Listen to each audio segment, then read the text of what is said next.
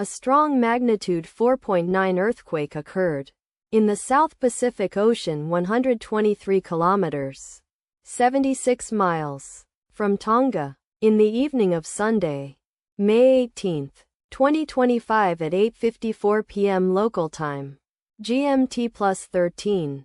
The quake had a moderate depth of 76 kilometers, 47 miles, and was reported felt by some people near the epicenter. First to report, GFZ after 11 minutes.